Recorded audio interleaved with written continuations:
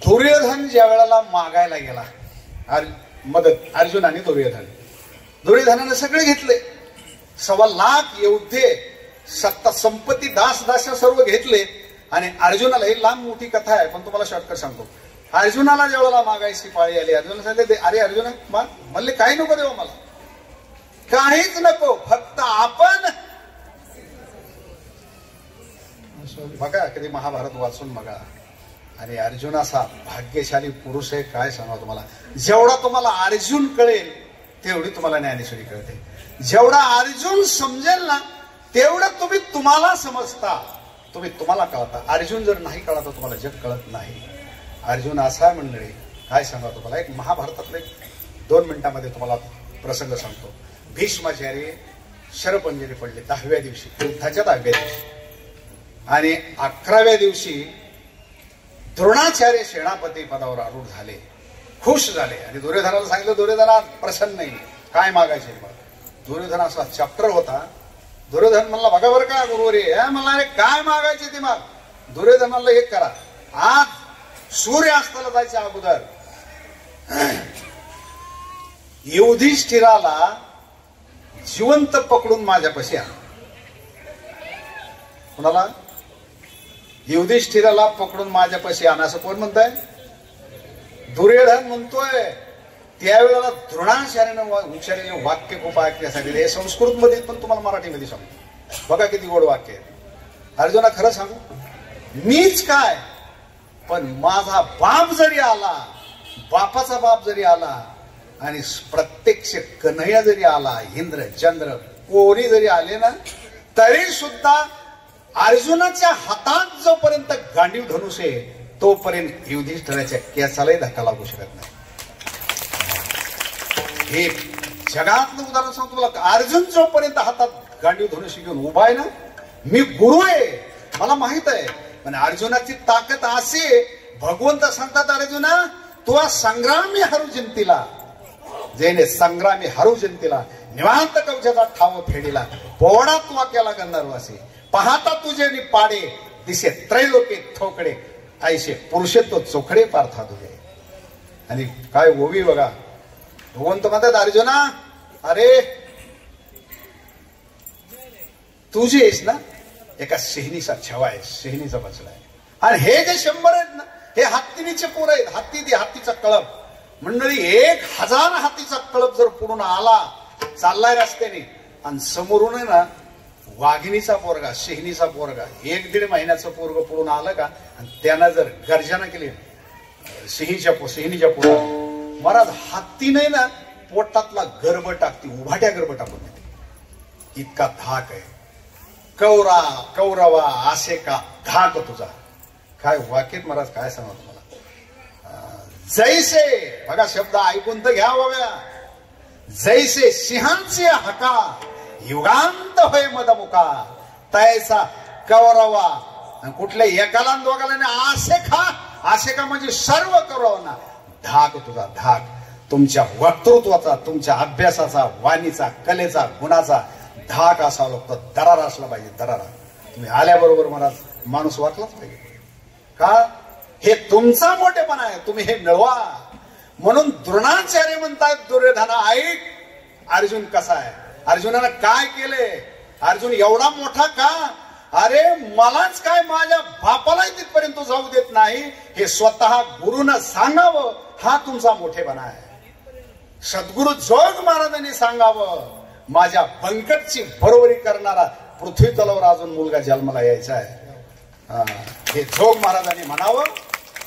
शिष्य माझे भरपूर आहेत, पण माझा बंकट काय सांगावं तुम्हाला. अरे आपली जर योग्यता तयार झाली, शब्द केला, अहो आपण आहे ना, आपण आपली लायकी तयार करा मंडळी, आपली योग्यता वाढवा, आपण मोठे करा. आंबा पिकला ना, आंबा पिकल्याच्या नंतर आहे ना पोपटाला निमंत्रण द्यावं लागत नाही. आंबा, पुन्हा उच्चार करतोय, आंबा पिकला पाहिजे. पिकवणं वेगळं आणि पिकणं वेगळं आहे. तुम्ही आम्ही लहान लहान पोरं जात आहे, अतिशय अभिनंदन आहे, खूप चांगलंय, घडवा यांना. महाराज आमचे घडवतायत, चांगले महाराज उभारतात टाळ घेऊन, हळूहळू त्यांना 10-20 वर्ष मोठे होऊ द्या. काय होतं, कच्चेपणामध्ये जर तुम्ही कीर्तन प्रवचन त्यांना करायला लावले तर ती कार्पेट टाकून पिकवलेल्या आंब्यासारखं. त्यांना पकवलं शिला येऊ द्या. समजून घ्या माझं बोलणं. तुम्ही आंबा पिकणं वेगळं आणि पिकवणं वेगळे. निसर्गतः पिकलेला आंब्यापेक्षा पिकवलेला पिवळा दिसतो, चांगला दिसतो, पण खायला चव लागत नाही. पण जो निसर्गतः एकदा पिकला ना, तो पिकलेला दिसायला साधा दिसेल पण लय गोड. तसं तुमचं जीवन आहे ना, तुम्हाला अशी तळमळ पाहिजे, भोग पाहिजे. आज खाडे महाराज सांगून गेले ना, आज 12 महिन्याच्या ज्ञानेश्वरी पाठ करून महाराष्ट्रात ढवळून टाकणार. तुम्ही जिद्द म्हणा, याचा धरीन अभिमान करीन आपुले जतन. हरीचे भुसावया लागी अहंकार वाहत जगी, आणि हरीचे भुसावया लागी. तुम्ही असू दे ना अहंकार, सात्विक अहंकार पाहिजे. द्रोणाचार्य म्हणतात, ऐक अर्जुनानं काय केलेलं, मला सुद्धा त्याचा धाक आहे. ज्यांनी 12 वर्ष धनुर्विद्या शिकवली ते गुरु म्हणतायत, अर्जुनाला मला सुद्धा धाक आहे, तो मला ऐकत नाही. दुर्योधनाने सगळे सैनिक संध्याकाळी शिबिरामध्ये आले. सांगितलं, आचार्य अर्जुनानं नेमकं काय केलं? शब्द खूप ऐकण्यासारखे, मरेपर्यंत लक्षात ठेवा. द्रोणाचार्य म्हणतात, अर्जुन आहे ना, हे संस्कृत मध्ये तुम्हाला मराठी सांगतो बघा शब्द कसे आहेत. तरुण सुकृतयुक्त, अर्जुन तरुण आहे आणि हजारो सत्कर्मानं पुण्यानं युक्त येतो. हजारो प्रकारचं सत्कर्म करून त्यांना पुण्य मिळालेलं आहे. व्यवहारात माणूस पैशानं मोठा असतो, परमार्थामधला पुण्यानं मोठा असतो. म्हणून जीवनामध्ये बघा 4थ्या अध्यायाची सुरुवात आहे. बघा कशी सुरुवात आहे 4थ्या अध्यायाची. माऊली म्हणतायत, या जगदीश्वराचे प्रेम. माझ्या हाताकडे बघा, ज्ञानेश्वरी तुम्ही अशी वाचले तुम्हाला कळणार नाही. या वया अशा जर वाचले तर तुम्हाला काही समजणार नाही. माझ्या हाताकडे बघा, माऊली बसलेले, त्यांनी माऊली हात दाखवतायत. या बाजूला कन्हैया आहे आणि या बाजूला अर्जुन आहे. भगवंत म्हणतात, या जगदीश्वराचे प्रेम. आपण म्हणतो मी यांच्यामुळे आलो, यांनी मला आणलं किंवा यांच्यामुळे आलो वगैरे असं. तसं या जगदीश्वराचे प्रेम, जगाचा ईश्वर त्याचं जे प्रेम, आता जागा बदलली. हेथ म्हणजे अर्जुन आहे तिथं. हेथ दिसतसे निरूपम कैसे पार्थेने सर्वोत्तम पुण्य केले. हे रंगोबाई ठकोबाईच्या गप्पा नाही, ती वाघिणीचं दूध आहे. वाघिणीचं ते जर्सी गायचं दूध नाही. 16 लिटर दिलं, 36 लिटर दिलं. हे वाघिणीचं एक थेंब आहे, पण वाघिणीचं आहे. त्याला पचवायला सुद्धा बिबट्या लागतो. तुम्ही जरा बिबटेत. हेरे बाबाच्या तालमीत वाढलेले वायकर बाबा आणि आमचे आदरणीय पूजनीय, ज्यांचं कीर्तन म्हणजे युद्धच, रणभूमीच. मी स्वतः झोप महाराजांच्या 75व्या संस्थेची होती इंद्रायणीच्या तीरावर. रामदास बाबांचं कीर्तन ऐकले. महाराज असे मागपुढे पाय उभा राहायचे आणि जणू काय योद्धा महाराज असा तन तन तन तन तन नागिनीच्या पिलासारखं सळसळतं जीवन लागतं. आजगर आहे ना, आजगर हे मोठं असतं, एवढं मोठं पक्वाजवणी आजगर, पण त्याला कोणीच भेट नाही, ते हालचालच करत नाहीत. नागिनीचं पिल्लो आहे ना, धाबना एवढा सुद्धा शेंगोटे महाराज. कातीन टाकलेल्या नागिनीचा बचडा आहे ना, आखं जुन्नर तालुका पाहायला जमा होतो. तो किती बघायचा प्रयत्न करा, त्याचं शेपूट दिसतं, त्याचं मुडकं दिसतच नाही, इतका सफळ असतो. तसं तुमचं जीवन सळसळतं जीवन पाहिजे. अर्जुनाचं वाक्य भगवंत विचारतायत, कैसे. माऊली वाक्य लिहित आहेत. 4थ्या अध्यायातली सुरुवातच आहे, 6वी-7वी ओवी असेल. कैसे पार्थेने सर्वोत्तम पुण्य केले. द्रोणाचार्य महाभारतामध्ये लिहित आहेत. 5800 वर्षापूर्वीचा श्लोक आहे. तरुण सुकृतयुक्त, तो तरुण आहे आणि पुण्याने युक्त, पुण्य भरपूर आहे. तुमच्या आमच्या जीवनामध्ये मुलगी तरुण असावी आणि पुण्यवान असावी. मुलगा तरुण असावा आणि पुण्यवान असावा. का सांगतो तुम्हाला, अर्जुन ज्यावेळेला मागायला आलाय ना, तो अर्जुन देवाला म्हणतो, देवा तू काहीच करू नको, युद्ध करू नको देवा. हे कन्हैया, हे कृष्णा, काहीच करू नको. मग मी काय करू? आपण असावे जवळ, बस आमच्या जवळ राहा. काय केले देवानं? देवानं काहीच केलं नाही, जवळच राहिलाय. फक्त जवळ असावा. मुलाच्या आई जवळ असावी. तान बाळ देवाला नको म्हणते, माझा बाळ जवळ पाहिजे. महाराज कन्हैया ज्यावेळेला गोकुळामधून निघून गेला, गोपिकांनी अन्न पाणी सोडलं, यशोदेने अन्न पाणी सोडलं. अहो रात्र हे कन्हैया कृष्णा काना काना काना काना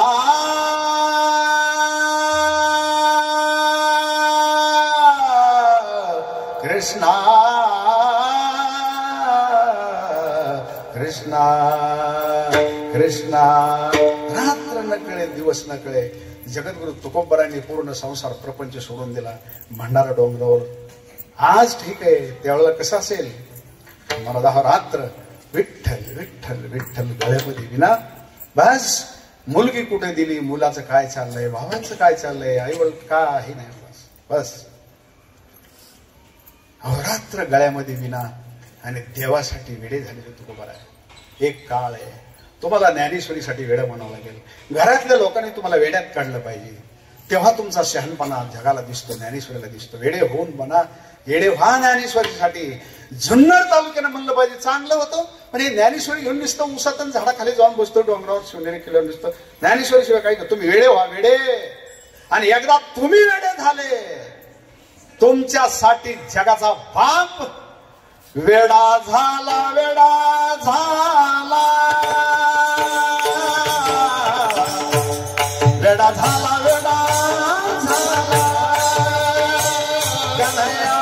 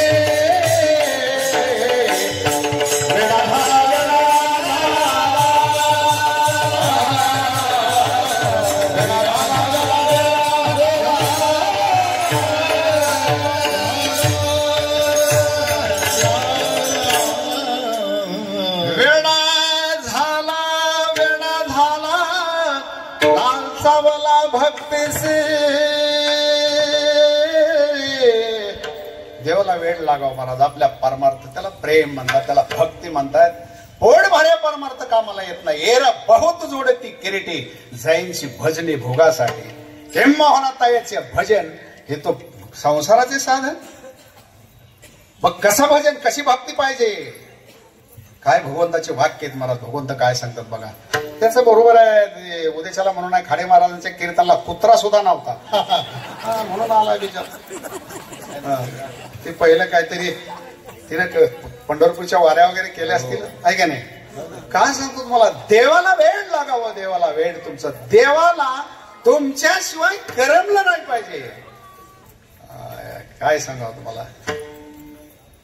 घोळ्याची ताक पिरे, घोळ्याची ताक पिरे,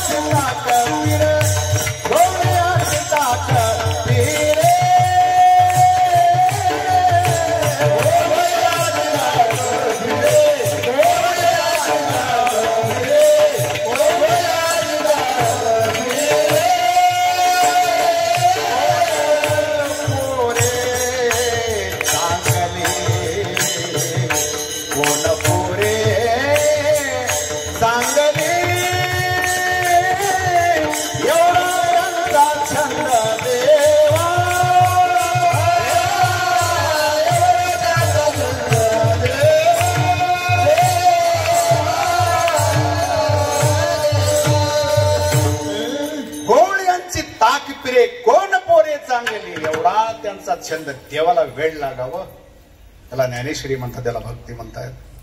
कानोबराय म्हणतात देवा फक्त भास दुसरं काही नको देवा, आपण असावे जवळ.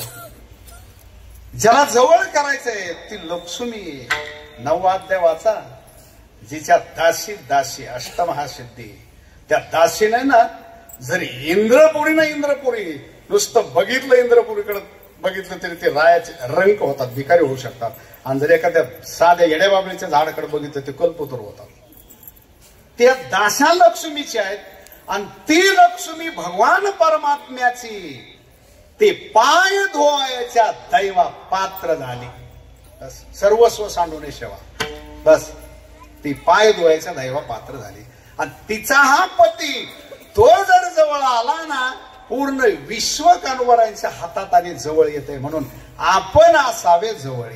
तुमच्या जीवनामध्ये कधी ना बघा, आता माऊलीच्या ओवीकडे वळलो ज्ञानेश्वरीकडे, मग त्या ओव्या अशा दाटी करतात, महाराज आमचा नंबर लावा, डेरे बाबांच्या ह्या सप्ताहात आमचा नंबर लावा अशी विनंती करतात. अशा ओव्या आहेत. माऊलीला विचारलं, माऊली तुमचं खूप गीतेवर प्रेम आहे म्हणून तुम्ही या नेवासा गावामध्ये वयाच्या 14व्या वर्षी ज्ञानेश्वरी तुम्ही लिहायला की सांगायला घेतली.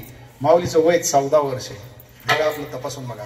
14व्या वर्षी ज्ञानेश्वरी सांगायला सुरुवात केली गीता आणि 16व्या वर्षी संपवली. 2 वर्ष चाललेलं हे 17 ज्ञानसत्र. माऊलीला विचारलं नामदेव महाराजांनी, कबीर महाराज वगैरे असे मोठमोठे एक एकाहून बळी रे, हे 4 भावंड. निवृत्तनाथ महाराज पुढे बसलेले आहेत आणि बाकीचे सर्व संत मंडळी. चांगदेव महाराज वगैरे 1400 वर्षाचा योगी ऐकायला बसलेला आहे.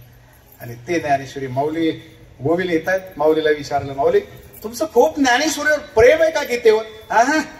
तसं काही नाही, माझं नाही, माझ्या गुरुदैवतेचं तिच्यावर प्रेम आहे म्हणून मी ती सांगायला सुरुवात केली. बस. बघा शब्द कसे आहेत. माझे गुरुजी नाही इतर वेळेला आमच्या पुढे बसत नाहीत, ते वैराग्यवान पुरुष आहेत, विरक्त, कुठंतरी झाडाखाली प्रभूचं चिंतन करत बसलेले असतात. आणि ज्या वेळेला मी सांगायला बसलो मग माझ्या पुढे बसतात. त्याच्यासाठी मी सांगतो. बघा ओवी कशी, ह्या ओव्या ऐका, बघा तुम्ही त्याला शोधून बघा. बाकीचे मोबाईल रात्रभर चालत बसू नका. नुसतं राजकारणाचं गजकरण करून घेऊ नका. हे एकदा खजवायला सुरुवात केली ना कुणालाही बेइज्जत करतं बरं का ते. त्याच्या नादाला लागू नका. ज्ञानेश्वरीच्या नादाला लागा. अरे आम्ही ऊस तोडणारी शेतकऱ्याची पोरं, ह्या जागेवर आम्ही उभा राहून हे बोलावं. जर आम्ही तुम्ही बाहेर देशात गेलो ना, बाहेर दुसऱ्या राज्यामध्ये सांगितलं ना, ते लोक खरं मानत नाहीत. शाळा शिकलो नाही म्हणलं ना ते शक्यच नाही, खरंच मानत नाही. का सांगतो तुम्हाला? माऊली म्हणतायत, माझे तव आघवे. बघा शब्द कसे, माझे तव आघवे ग्रथ न येण्याची भावे. ह्याच उद्देशाने, फक्त हेच माझं ध्येय. कुठल्या? जे संती व्हावे सन्मुख सदा.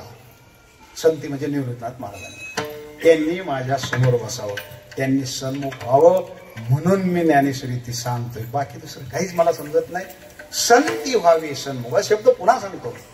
आघवे पूर्ण माझ्या जीवनातलं जीवन सांगतो, पूर्ण आयुष्यातलं. माऊली म्हणतात माझे तो आघवे.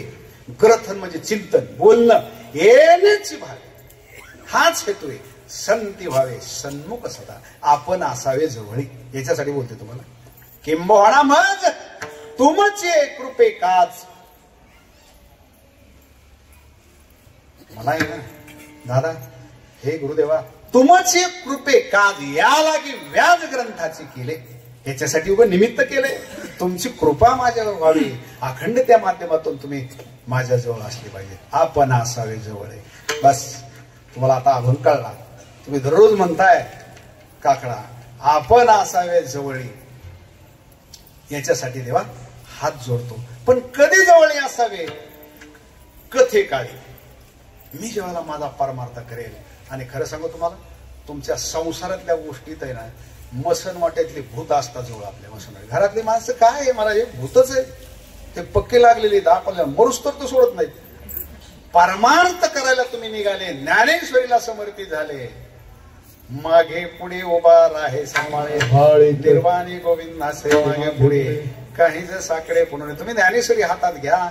ज्ञानेश्वरी तुम्ही मांडीवर घ्या. काही काळ ज्ञानेश्वरी मांडीवर घ्या. एक दिवस असा दिवस उजळतो, ज्ञानेश्वरी तुम्हाला मांडीवर घेते. आज आम्हाला इथं उभं केले, हे ज्ञानेश्वरीची मांडी आहे. म्हणून वक्ता ज्यावेळेला ह्या मातीचं ते विणे करायचं नाही दर्शन घेत वक्ता. ह्या मायभूमीचं, ह्या पवित्र मातीचं तुम्हाला सांगितलं, ह्या जागेवर रामदास बाबा मनसुख, कोंडाजी बाबा डेरे, शिवाजी महाराज कधीतरी खाली रांगत खेळत आले असतील, त्या छत्रपती शिवरायांचे पाय ह्या मातीला लागलेले आहेत. त्या मातीला वंदन असतं, हे मातीला कपाळ लावलेलं का? आई माफ कर, ह्या जागेवर आमचा अधिकार नाही पण उभा राहतोय. काय सांगतो तुम्हाला, हे संपूर्ण विश्व आपली गुरु माऊली ज्ञानेश्वरी तुमच्या हातामध्ये आली. ज्ञानेश्वरी तुम्हाला इथं उभा राहताना माऊलीच्या मांडीवर. आता गेल्या महिन्यामध्ये दिवाळीच्या टायमाला 7 दिवस माझी कथा ज्ञानेश्वरी माऊलीच्या समोर होती. महाराज 135 बाहेर केल्या, पण ज्यावेळेला माऊलीच्या समोर मी कथा करायचो, मला दररोज रडायला यायचं. आई वडिलांनी कुठलं पुण्य केलं असेल, मी माऊलीच्या समोर माऊलीच्या वाणीवर बोलायचा. 8 दिवस समोर माऊली माझ्याकडे बघतायत आणि मी माऊलीकडे बघतोय. मी काय बोलतोय हे मला कळायचं नाही, पण लोकांचे फोन, महाराज वा वा वा काय बोललेत महाराज तुम्ही. अरे काय मी काय बोलणार आहे, अरे जिथं रेडा माऊलीने बोलवलाय, मडेला सुद्धा माऊलीने लिहून घेतलंय, मी काय बोलणार आहे. हे त्यांनी बोलवले, ती ज्ञानेश्वरी बोलून घेते. माझा आत्मविश्वास आहे माऊलीच्या या व्यासपीठावर गादीवर ज्ञानेश्वरी हेच सर्वस्व आहे, ती सर्व करते. ज्ञानेश्वरीची ताकद, फक्त एक उदाहरण शेवटचं सांगतो, जेव्हा संपवतो. ज्ञानेश्वरी कशी आहे, इकडं म्हसोंडी नावाचं गाव आहे, शंकर महाराज बोडके, वैकुंठवासी शंकर महाराज बोडके, आणि तिथं मी 89 सालापासून जातो, आजही जातो तिथं. शंकर महाराज बोडके, दीपक महाराज वगैरे संस्थेत होते, ते गेले बिचारे. नाशिक कंपनी, तिथं मी जातो.